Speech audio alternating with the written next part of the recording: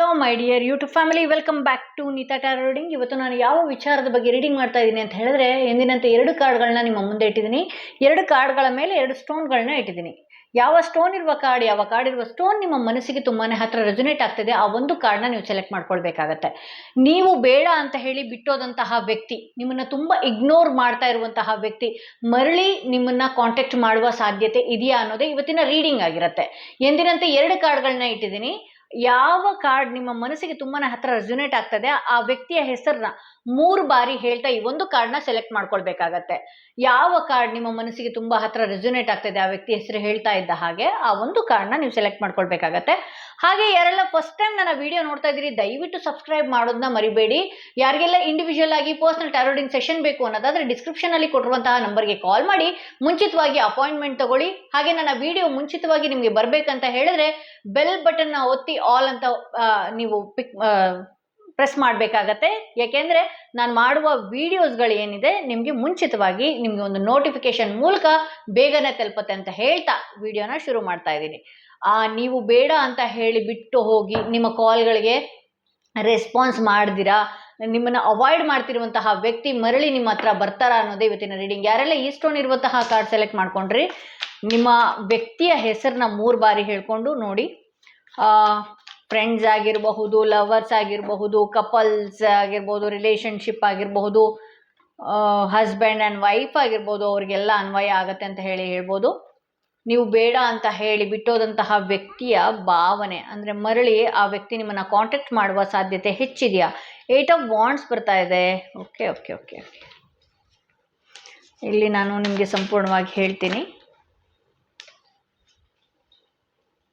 ಇಲ್ಲಿ ಈ ವ್ಯಕ್ತಿ ಮನಸ್ಸು ಒಂದು ರೀತಿ ಚಂಚಲ. ಅಂದರೆ ಎಷ್ಟು ಬೇಗ ನಿಮ್ಮನ್ನು ಆವರಿಸ್ಕೊಂಡಿದ್ರು ಅಷ್ಟೇ ಬೇಗ ಬೇರೆಯ ಕಡೆ ಮನಸ್ಸನ್ನು ವಾಲುವಂತಹ ಸಾಧ್ಯತೆ ಹೆಚ್ಚಿದೆ ಅಂತ ಹೇಳಿ ತೋರಿಸ್ತಾ ಇದೆ. ಇಲ್ಲಿ ಬೇರೆ ಬೇರೆ ರೀತಿ ಯೋಚನೆ ಮಾಡುವಂಥದ್ದು, ಬೇರೆ ಬೇರೆ ರೀತಿ ಅಂದರೆ ನನಗೊಂದಷ್ಟು ಈ ಸಂಬಂಧಗಳಲ್ಲಿ ಸಫಕೇಟ್ ಆಗ್ತಾ ಇರುವಂಥದ್ದು. ನಿಮ್ಮ ಪ್ರಶ್ನೆಗಳಿಗೆ ಆ ವ್ಯಕ್ತಿ ಉತ್ತರ ಕೊಡೋದಕ್ಕಾಗಲಿಲ್ಲ ಅಂತ ಹೇಳಿದ್ರೆ ಪಟ್ಟ ಚೇಂಜ್ ಆಗುವಂಥ ಸಾಧ್ಯತೆ ಹೆಚ್ಚಿದೆ ಅಂತ ಹೇಳಿ.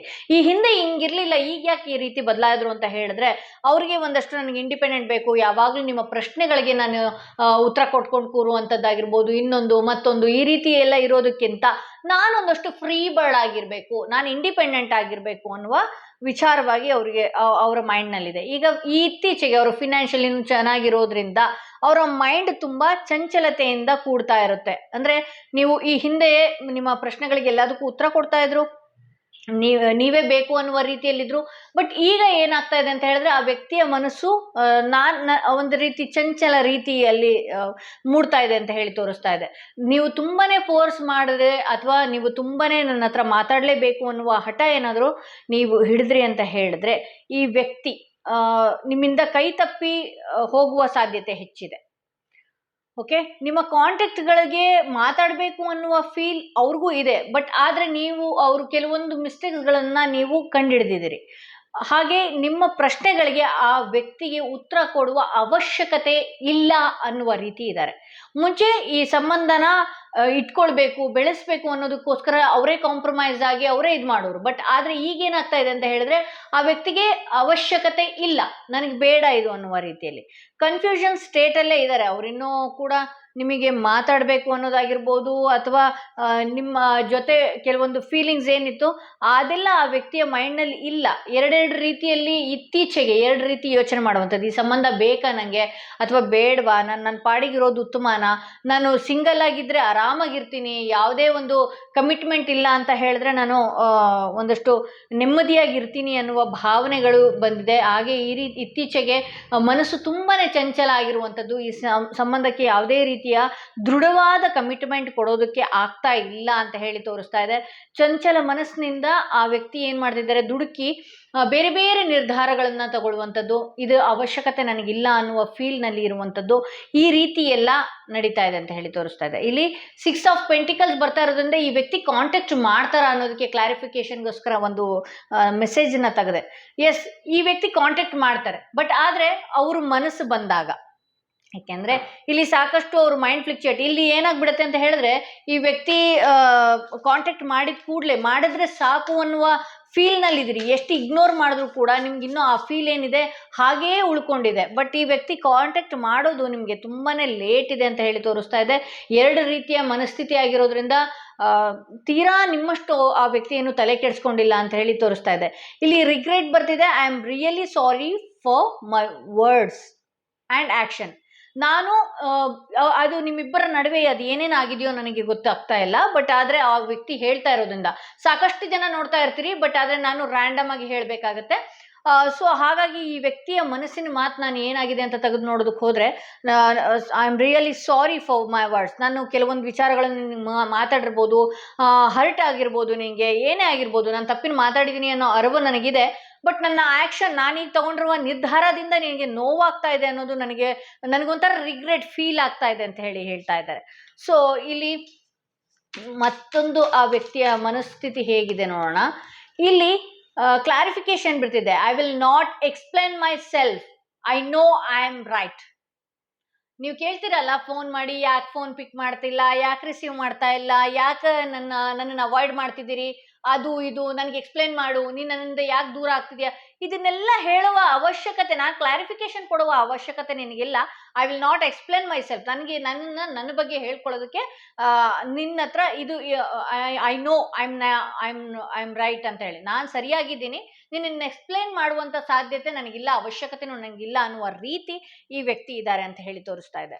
ಸೊ ಇದು ಮೊದಲನೆಯ ಕಾರ್ಡ್. ಯಾರು ಸೆಲೆಕ್ಟ್ ಮಾಡ್ಕೊಂಡಿದ್ರಿ, ಆ ವ್ಯಕ್ತಿ, ನಿಮ್ಮನ್ನ ಇಗ್ನೋರ್ ಮಾಡಿದಂತಹ ವ್ಯಕ್ತಿ ಹೇಳ್ತಿರುವಂತಹ ಮಾತು ಇದಾಗಿದೆ. ಓಕೆ, ಯಾರೆಲ್ಲ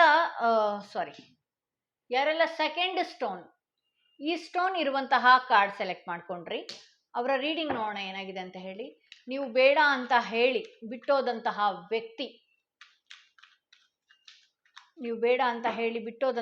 ವ್ಯಕ್ತಿ, ಮರಳಿ ನಿಮ್ಮ ಕಾಂಟ್ಯಾಕ್ಟ್ ಮಾಡುವ ಸಾಧ್ಯತೆ ಹೆಚ್ಚಿದೆಯಾ? ಆ ವ್ಯಕ್ತಿಯ ಭಾವನೆಗಳು ಹೇಗಿದೆ, ಅವರ ಫೀಲಿಂಗ್ಸ್ ಯಾವ ರೀತಿ ಇದೆ ಅನ್ನೋದು ಇವತ್ತಿನ ರೀಡಿಂಗ್ ಅಲ್ಲಾಗಿರುತ್ತೆ.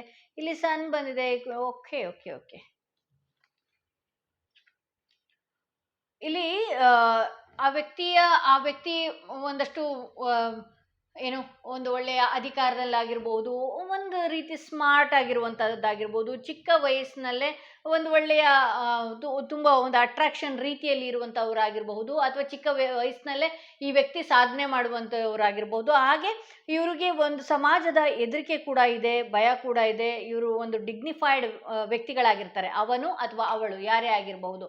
ಸೊ ಹೀಗಾಗಿ ಈ ವ್ಯಕ್ತಿ ನಿಮ್ಮನ್ನ ಕಾಂಟ್ಯಾಕ್ಟ್ ಮಾಡುವ ಸಾಧ್ಯತೆ ಇದೆಯಾ, ಇಗ್ನೋರ್ ಮಾಡುವ ಸಾಧ್ಯತೆ ಯಾಕೆ ಇದೆ ಅಂತ ಹೇಳಿ ನೋಡೋದಕ್ಕೆ ಹೋದ್ರೆ, ಈ ವ್ಯಕ್ತಿ ಒಂದು ಒಳ್ಳೆಯ ಸ್ಥಾನದಲ್ಲಿರೋದ್ರಿಂದ ಇದನ್ನ ಮುಂದುವರಿಸೋದು ಬೇಡ ಅನ್ನುವ ರೀತಿಯಲ್ಲಿ ಇವರು ಫೀಲ್ ಇದೆ. ಎಲ್ಲಿ ಯಾವುದೇ ರೀತಿ ತಪ್ಪಾಗುತ್ತೋ ಅಥವಾ ನಾನು ನಿರ್ಧಾರ ತಗೊಂಡಿರೋದು ಸರಿಯಾಗಿದೆಯೋ ಇಲ್ವೋ ಅನ್ನುವ ರೀತಿಯಲ್ಲಿ ಈ ವ್ಯಕ್ತಿ ಚಿಂತೆ ಮಾಡ್ತಾರೆ.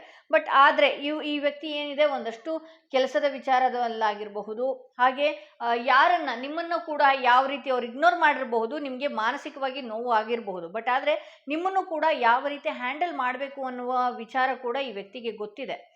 ಎಲ್ಲಾನು ಕೂಡ ಈ ವ್ಯಕ್ತಿ ಅರ್ಥ ಆಗಿರೋದ್ರಿಂದ ಈ ವ್ಯಕ್ತಿ ಹೇಗೆ ಅಂತ ಹೇಳಿದ್ರೆ, ಇವರು ನಿಮ್ಮನ್ನ ಅತಿರೇಕವಾಗಿ ಕಮಿಟ್ಮೆಂಟ್ ಕೊಡೋದಕ್ಕೆ ಹೋಗೋದಿಲ್ಲ. ಯಾಕೆಂದ್ರೆ ಇವರಿಗೆ ಆದಂಥ ಜವಾಬ್ದಾರಿಗಳು ಏನಿದೆ ಅತಿ ಹೆಚ್ಚಾಗಿದೆ ಅಂತ ಹೇಳಿ ಇಲ್ಲಿ ನೋಡಬಹುದು. ಸೊ ಹಾಗಾಗಿ ಈ ವ್ಯಕ್ತಿ ಕೆಲಸದ ವಿಚಾರದಲ್ಲಿ ಮೈಂಡ್ ಸೆಟ್ ಇರುವಂಥದ್ದಾಗಿರ್ಬೋದು, ಜವಾಬ್ದಾರಿಗಳಲ್ಲಿ ಮೈಂಡ್ ಸೆಟ್ ಆಗಿರುವಂಥದ್ದಾಗಿರ್ಬಹುದು.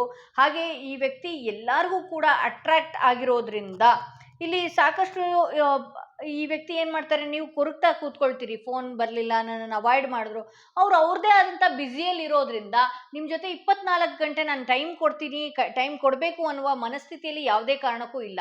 ಯಾಕೆ ಅಂತ ಹೇಳಿದ್ರೆ, ನೀವೇನು ಮಾಡ್ತಿದ್ದೀರಿ, ನೀವು ಒಂಟಿಯಾಗಿದ್ದಾಗಿರ್ಬಹುದು, ಅಥವಾ ನೀವು ನಿಮ್ಮ ಲೈಫ್ನ ಎಂಜಾಯ್ ಮಾಡದೇ ಇರಬಹುದು. ಬಟ್ ಆದರೆ ಆ ವ್ಯಕ್ತಿ ಕೆಲಸವನ್ನು ಕೂಡ ಎಂಜಾಯ್ ಮಾಡ್ತಾರೆ, ಫ್ರೆಂಡ್ ಸರ್ಕಲ್ನು ಕೂಡ ಎಂಜಾಯ್ ಮಾಡ್ತಾರೆ, ಅವರ ಮೈಂಡ್ ಕೂಡ ಬೇಗನೆ ಡೈವರ್ಟ್ ಮಾಡ್ಕೊಳ್ತಾರೆ. ನೀವು ಕೊರಗುವ ರೀತಿಯಲ್ಲಿ ಆ ವ್ಯಕ್ತಿ ಕೊರಗೋದಿಲ್ಲ.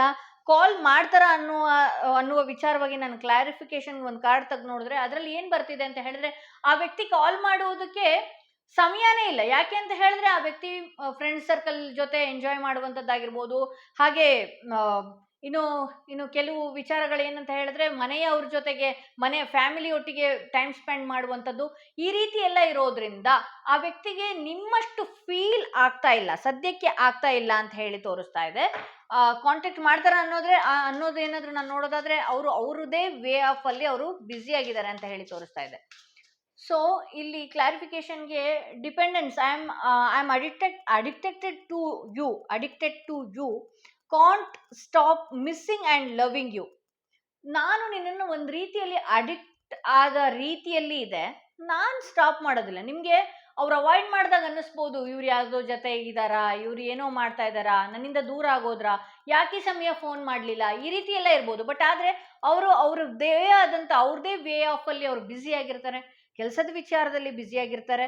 ಬಟ್ ಆದರೆ ಅವರ ಮನಸ್ಸಿನ ಮಾತು, ನಾನು ನಿನಗೆ ಅಡಿಕ್ಟ್ ಆಗಿದ್ದೀನಿ, ನನಗೆ ನಾನು ಸ್ಟಾಪ್ ಮಾಡೋದಕ್ಕಾಗ್ತಾ ಇಲ್ಲ, ನಾನು ನಿನ್ನನ್ನು ಪ್ರೀತಿಸೋದಕ್ಕಾಗಿರಲಿ, ನಾನು ನಿನ್ನ ಮಿಸ್ ಮಾಡ್ಕೊಳ್ತಾ ಇದ್ದೀನಿ ಅಂತ ಹೇಳಿ. ಬಟ್ ನಿಮ್ಮ ರೀತಿಯಲ್ಲಿ ಈ ವ್ಯಕ್ತಿ ಶೋ ಆಫ್ ಮಾಡೋದಿಲ್ಲ, ಯಾವುದೇ ಪ್ರೀತಿಯನ್ನಾಗಿರ್ಬೋದು ಏನೇ ಇರ್ಬೋದು ವ್ಯಕ್ತಪಡಿಸೋದಿಲ್ಲ ಅಂತ ಹೇಳಿ ತೋರಿಸ್ತಾ ಇದೆ. ಇಲ್ಲಿ ಜಡ್ಜ್ಮೆಂಟ್ ಬರ್ತಾ ಇರೋದ್ರಿಂದ you are judging me and making your own opinion. Okay, ಇಲ್ಲಿ ಅವರು ನಿಮ್ಮನ್ನು ಇಷ್ಟಪಡ್ತಾ ಇದ್ರು, ನಿಮ್ಮನ್ನ ಮಿಸ್ ಮಾಡ್ಕೊಳ್ತಾ ಇದ್ರು, ನಿಮ್ಮನ್ನ ಇಷ್ಟಪಡ್ತಾ ಇದ್ರು, ಎಲ್ಲನೂ ಓಕೆ.